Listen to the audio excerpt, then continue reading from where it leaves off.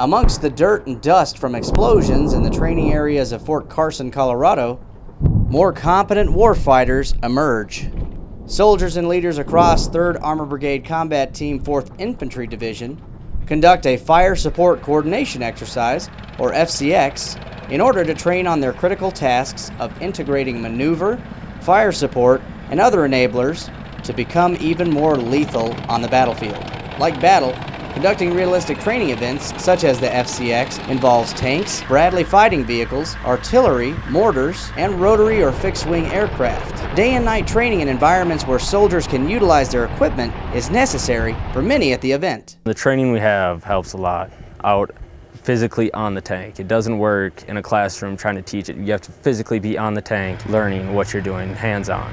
Units must build on their capabilities to fight and win on any battlefield. Pride in using the various assets available to the units becomes common during the Fires Coordination Exercise. This thing, it's a bad boy because it looks big and heavy. It's actually really fast. It's really fast. The engine is turbine. It's like a jet engine. It could penetrate heavy armor. This tank right here is a good weapon to use against the enemy.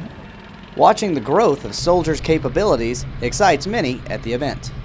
We come out here to the field and they don't call it a field problem for nothing. And they kind of figure out a problem on their own and the light clicks in their eyes and they've got it. And they take that to heart and then they can share it with the soldiers that they're going to eventually teach one day. And that's when it's good. A lot of times you can get caught up in executing and not even understand why you just did it. And then you get to a leadership role and there's just a lot. It's great when you can take a step back and actually sit with the soldiers during the training exercise and say, this is exactly why we're doing this. This is why we're going to do this. Soldiers use more than radios to coordinate the airstrikes.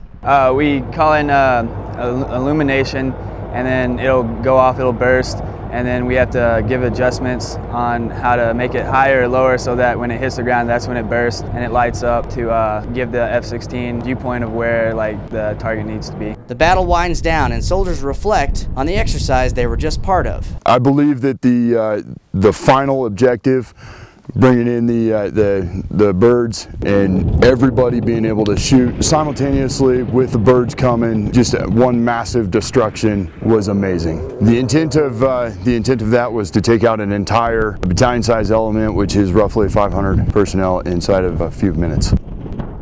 Specialist Toby Wall, Fort Carson, Colorado.